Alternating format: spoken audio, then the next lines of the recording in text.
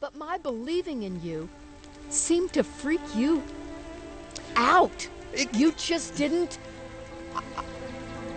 My just being effusive in my praise. And to me, it was not praise that was at all insincere. Not at all. Because I would be the first person to tell you, don't BS me. Right. Give me your best. Yeah. I wanted to be, I was effusive in my praise because you bloody deserved the praise. Sometimes You deserved the praise. Yeah. I wanted to do it all. I wanted to follow you around, witnessing, being a privileged party to your achievements. But instead, most of the time, you were not ready for that. Yeah. And so it can be a lot. I mean, right. because the excitement of the experience is enough for a 15, 16, or older kid. You know, and having your mom be as excited as the most possibly excited person can be, particularly when you're embarrassed anyway, just because you're young and you're embarrassed by your folks just by default. It can be a little much. Now, I'm not defending myself for my behavior. No, you don't have. I'm just giving you some of the thinking behind it. Because I know I'm going to be the same with my kiddos. You know, my kid, I've never scored a home run, but if a kid of mine scores a home run, I'm going to be like, woo! And, I'm going to go a little nuts.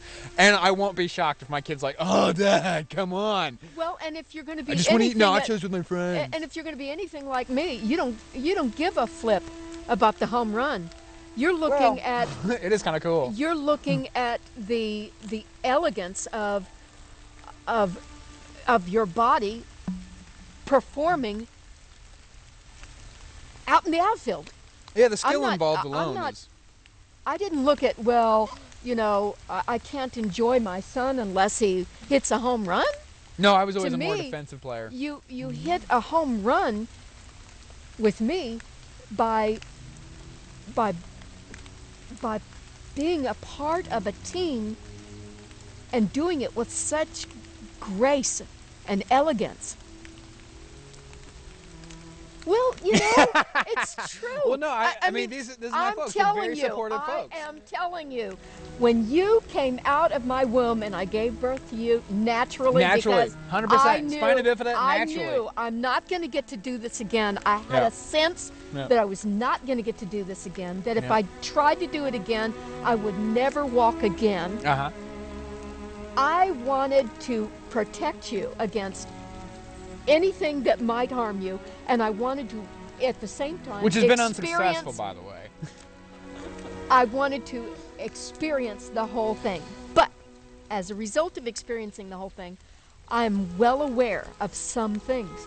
When you came out of my womb, that first thing I want you on my stomach. I don't even bother to cut the umbilical cord yet. Give that child to me.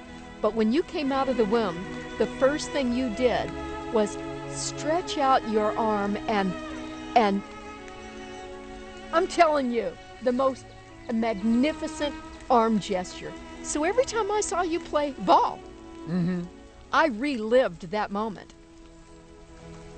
And I did not push you.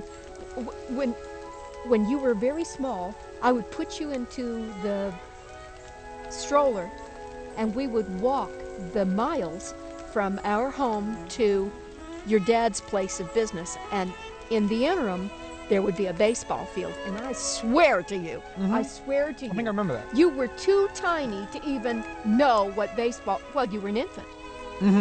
But when it was the U of A. This is what I'm talking about, the spiritual. I remember this. At the U of A? You were a baby. You were not a toddler. But we went back there when I was older as well. Oh, yeah. Yeah, it was the U of A. I remember that. But the point is, this is what I mean by the element of the spirit.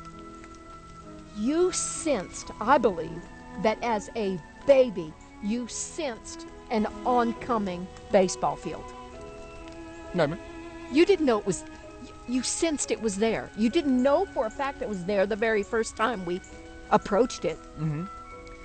But you would get this anticipation. I mean, I do something's miss coming. baseball. Something's coming, And we would get to that ball field, and I was always very attuned to you. Oh, oh, there's something he's anticipating, something he's very well aware of. We'd get to that baseball field, and I just stop there, and you just crane your neck and look. Well, then when you started coming into a knowledge of baseball players and what they do, Yeah. where does this kid get this information? He's got parents who are very much non-athletes. But you guys have tried to play catch with me before, both you and Dad, and I yeah, respect but you that. just about destroyed my hand. Yeah, it wasn't particularly successful, but it was definitely a nice you never have effort. known your own It was strength. definitely a nice effort. You never have known your own strength. Just about destroyed my hand. And that's with a mitt. Yeah. Which you figured out how to use you after just a were while. always smoking. Impressive. Always smoking. And that's why, and I always, and see, I'm a I non-smoker, by the way. I never did direct you. I never did want you to do. I never did have this preconceived notion of what I wanted you to do. Yeah, which I That's greatly another appreciate. Oh, my parents have been, instrumental in my deciding that very same fate for my kids.